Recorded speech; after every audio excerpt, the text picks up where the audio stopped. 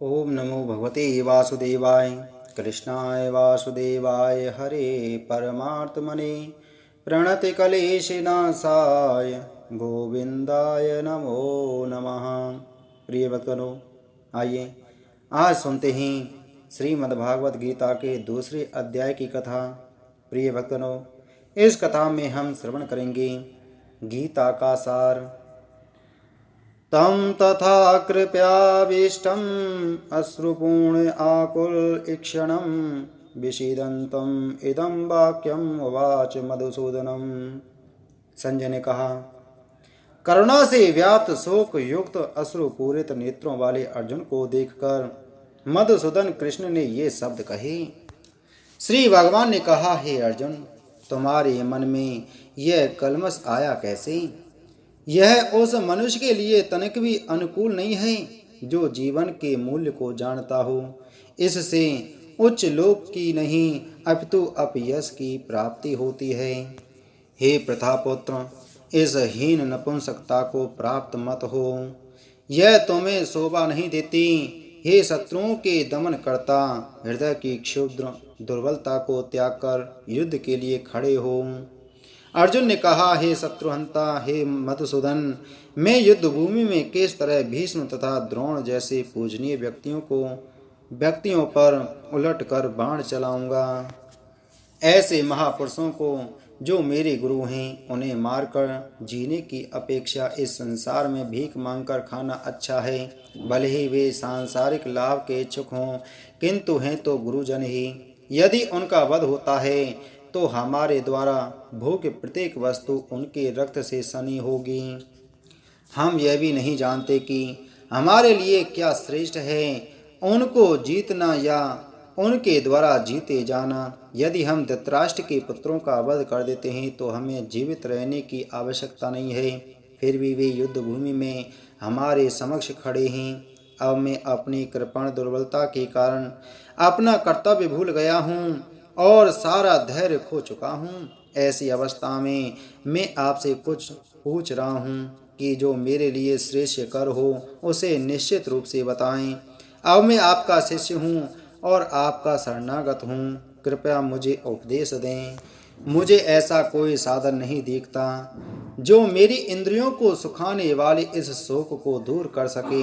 स्वर्ग पर देवताओं के आधिपत्य की तरह इस धन धान्य संपन्न सारी पृथ्वी पर निष्कंटक राज्य प्राप्त करके भी मैं इस शोक को दूर नहीं कर सकूंगा। संजय ने कहा।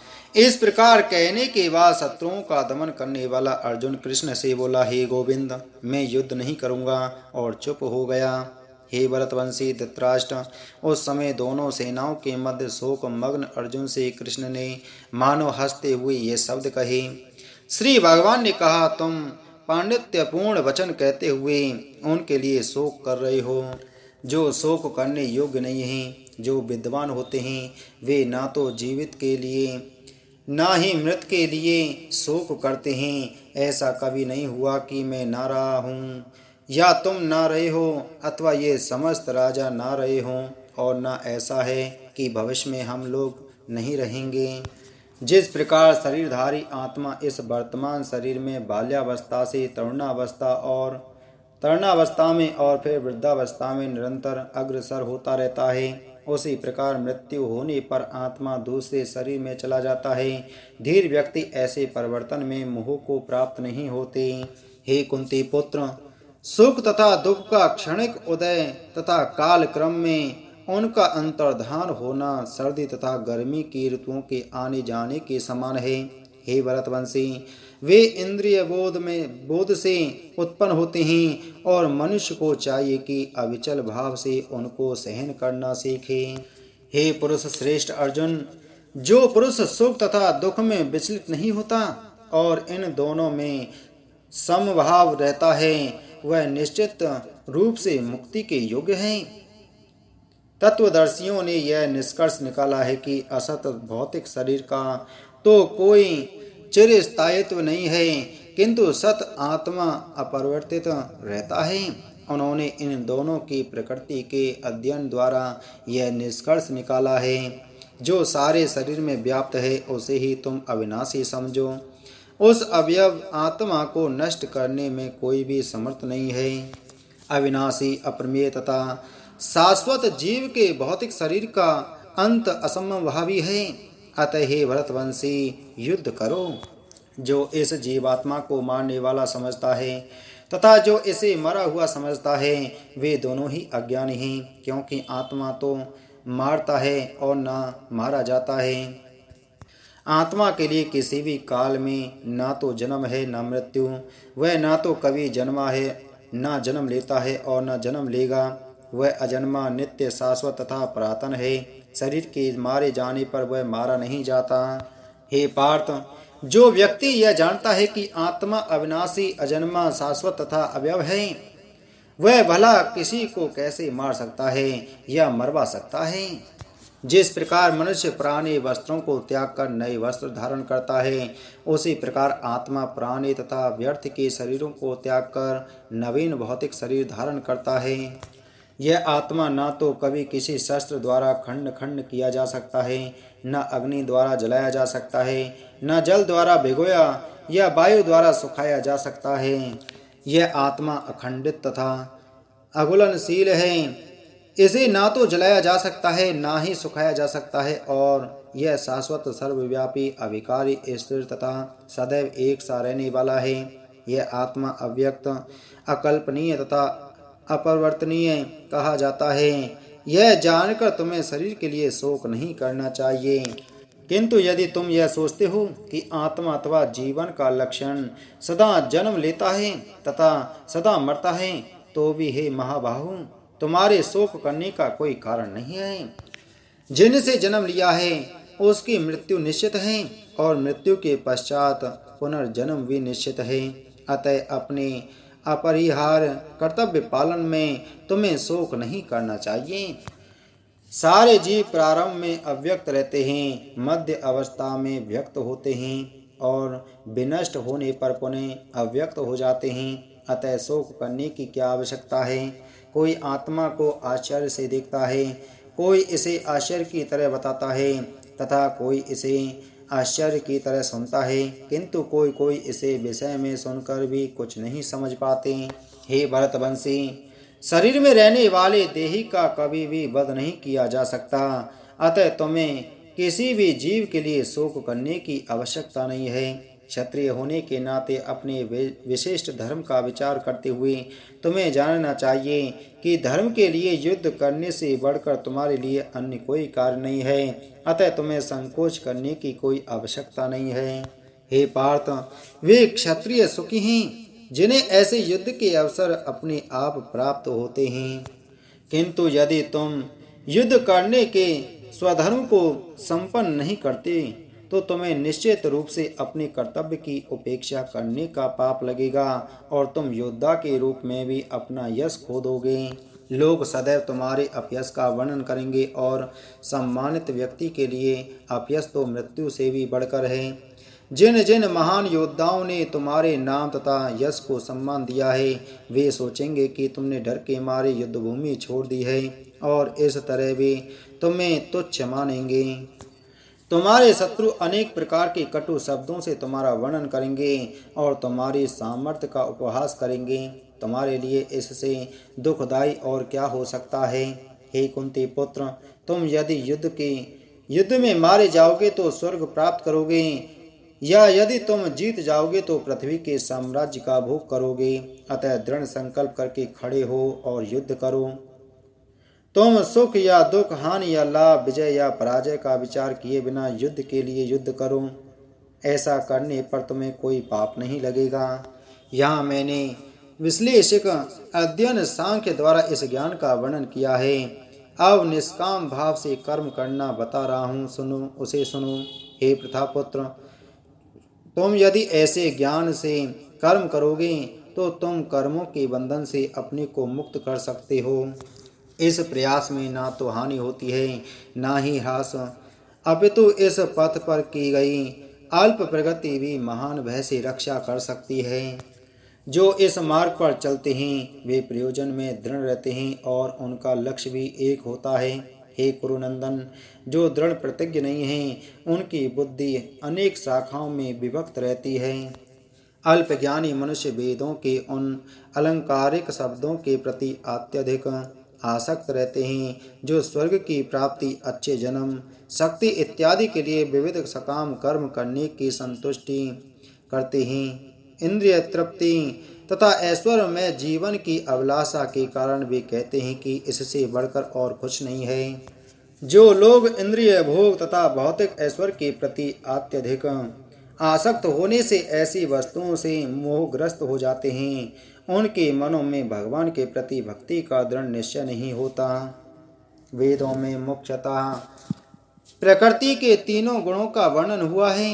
हे अर्जुन, इन तीनों गुणों से ऊपर उठो, समस्त द्वैतों और लाभ तथा सुरक्षा की सारी चिंताओं से मुक्त होकर आत्मपरायण बनो।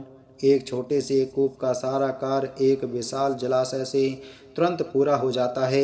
इसी प्रकार वेदों में आंतरिक तात्पर्य जानने वाले को उनके सारे प्रयोजन सिद्ध हो जाते हैं।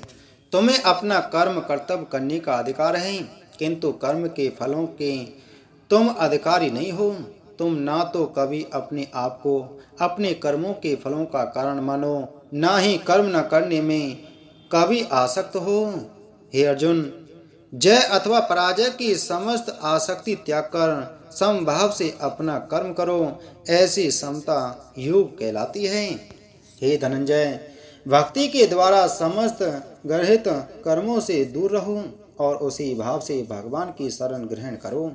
जो व्यक्ति अपने सकाम कर्म फलों को भोगना चाहते हैं वे कृपण हैं। भक्ति में संलग्न मनुष्य इस जीवन में ही अच्छे तथा बुरे कार्यों से अपने को मुक्त कर लेता है। अतः योग के लिए प्रयत्न करो, क्योंकि सारा कार्य कौशल यही है।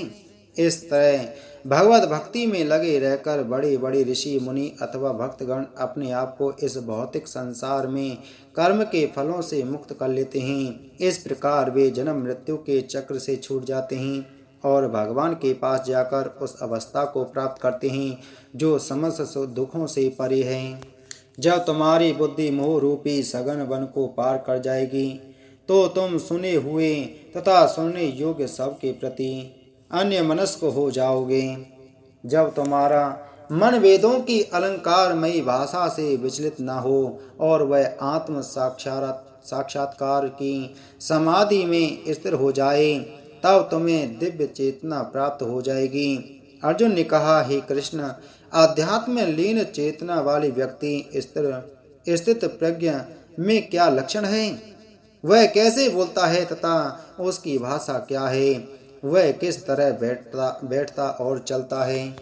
श्री भगवान ने कहा, हे पार्थ, जब मनुष्य मनोधर्म से उत्पन्न होने वाली इंद्रिय तृप्ति की समस्त कामनाओं का परित्याग कर देता है और जब इस तरह से विशुद्ध हुआ उसका मन आत्मा में संतोष प्राप्त करता है, तो वह विशुद्ध दिव्य चेतना को प्राप्त स्थित प्रज्ञ कहा जाता है, जो त्रय तापों के होने पर भी मन में विचलित नहीं होता अथवा सुख में प्रसन्न नहीं होता और जो आसक्ति, भय तथा क्रोध से मुक्त है, वह स्थिर मन वाला मुनि कहलाता है। इस भौतिक जगत में जो व्यक्ति ना तो शुभ की प्राप्ति से हर्षित होता है और न अशुभ के प्राप्त होने पर उससे घृणा करता है, वह पूर्ण ज्ञान में स्थिर होता है। जिस प्रकार कछुआ अपने अंगों को संकुचित करके खोल के भीतर कर लेता है, उसी तरह जो मनुष्य अपनी इंद्रियों को इंद्रिय विषयों से खींच लेता है, वह पूर्ण चेतना में दृढ़ता पूर्वक स्थिर होता है। देहधारी जीव इंद्रिय भोग से भले ही निवृत्त हो जाए पर उसमें इंद्रिय भोगों की इच्छा बनी रहती है, लेकिन उत्तम रस के अनुभव होने से ऐसे कार्यों को बंद करने पर वह भक्ति में स्थिर हो जाता है। हे अर्जुन, इंद्रियां इतनी प्रबल तथा वेगवान हैं कि वे उस विवेकी पुरुष के मन को भी बलपूर्वक हर लेती हैं जो उन्हें बस में करने का प्रयत्न करता है। जो इंद्रियों को पूर्णतया बस में रखते हुए इंद्रिय संयम करता है और अपनी चेतना को मुझ में स्थिर कर देता है, वह मनुष्य स्थिर बुद्धि कहलाता है। इंद्रिय विषयों का चिंतन करते हुए मनुष्य की उनमें आसक्ति उत्पन्न हो जाती है और ऐसी आसक्ति से काम उत्पन्न होता है और फिर काम से क्रोध प्रकट होता है। क्रोध से पूर्ण मोह उत्पन्न होता है और मोह से स्मरण शक्ति का विभ्रम हो जाता है। जब स्मरण शक्ति विभ्रम हो जाती है तो बुद्धि नष्ट हो जाती है और बुद्धि नष्ट होने पर मनुष्य भवकूप में पुनः गिर जाता है। किंतु समस्त राग तथा द्वेष से मुक्त एवं अपनी इंद्रियों को संयम द्वारा वश में करने से समर्थ व्यक्ति भगवान की पूर्ण कृपा प्राप्त कर सकता है। इस प्रकार से कृष्ण भावना अमृत से में तुष्ट व्यक्ति के लिए संसार के तीनों ताप नष्ट हो जाते हैं और ऐसी तुष्ट चेतना होने पर उसकी बुद्धि शीघ्र ही स्थिर हो जाती है। जो कृष्ण भावना अमृत में परमेश्वर से संबंधित नहीं है उसकी ना तो बुद्धि दिव्य होती है और ना ही मन स्थिर होता है। जिसके बिना शांति की कोई संभावना नहीं है, शांति के बिना सुख हो भी कैसे सकता है।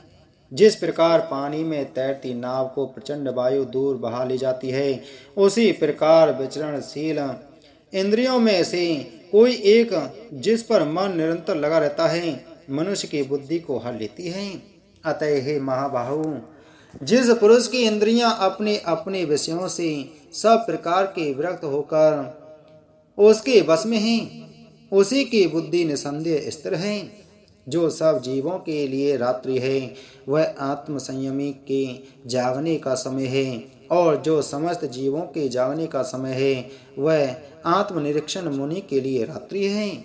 जो पुरुष समुद्र में निरंतर प्रवेश करती रहने वाली नदियों के समान इच्छाओं के निरंतर प्रभाव से विचलित नहीं होता और जो सदैव स्थिर रहता है वही शांति प्राप्त कर सकता है, वह नहीं जो ऐसी इच्छाओं को तुष्ट करने की चेष्टा करता हो। जिस व्यक्ति के इंद्रिय तृप्ति की समस्त इच्छाओं का परित्याग कर दिया है, जो इच्छाओं से रहित रहता है और जिसने सारी ममता त्याग दी है तथा अहंकार से रहित है, वही वास्तविक शांति को प्राप्त कर सकता है। यह आध्यात्मिक तथा ईश्वरीय जीवन का पथ है जिसे प्राप्त करके मनुष्य मोहित नहीं होता।